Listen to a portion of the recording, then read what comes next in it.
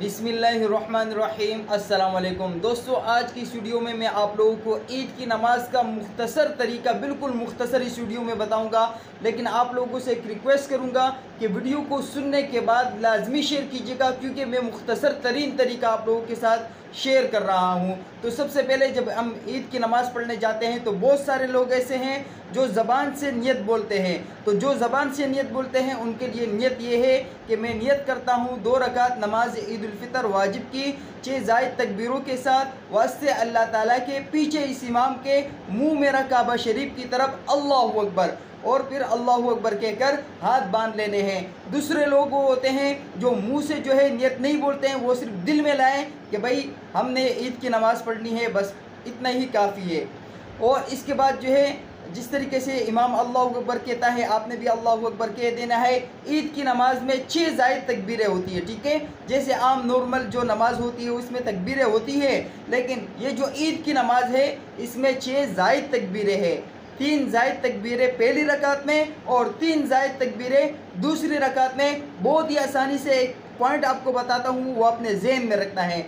ईद को जो पहली रकात नमाज की जो ईद की नमाज की जो पहली रकात है उसमें जब इमाम पहली तकबीर कह देता है तकबीर तहरीमा अल्लाहु अकबर, तो आपने भी हाथ बांध लेने हैं। और हाथ बांधने के बाद इमाम सना कहेगा, आपने भी सना पढ़ लेनी है।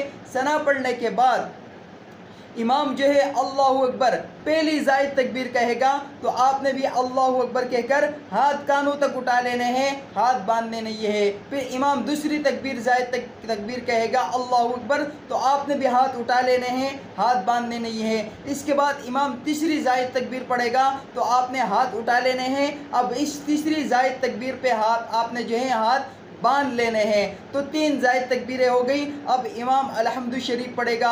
अलहम्दु शरीफ पढ़ने के बाद इसके साथ सूरत मिलाएगा, फिर रुकू करेगा, फिर सिजदा करेगा, जैसे आम रूटीन में नमाज में सिजदा और रुकू होता है। फिर इमाम दूसरी रकात के लिए उठेगा। दूसरी रकात के लिए जब उठ जाएगा फिर इमाम सूरह फातिहा पढ़ेगा। सूरह फातिहा पढ़ने के बाद सूरत मिला के पढ़ेगा। अब सूरत पढ़ने के बाद इमाम रुकू में जाने से पहले चौथी ज़ायद तकबीर पढ़ेगा, अल्लाहु अकबर कहेगा, हाथ उठाएगा, आपने भी हाथ उठा लेने हैं, हाथ बांधने नहीं है। अब इमाम 5वीं ज़ायद तकबीर पढ़ेगा, तो आपने भी हाथ उठा लेने हैं, हाथ बांधने नहीं है। अब इमाम 6ठी ज़ायद तकबीर पढ़ेगा, तो आपने भी हाथ उठा लेने हैं, हाथ बांधने नहीं है।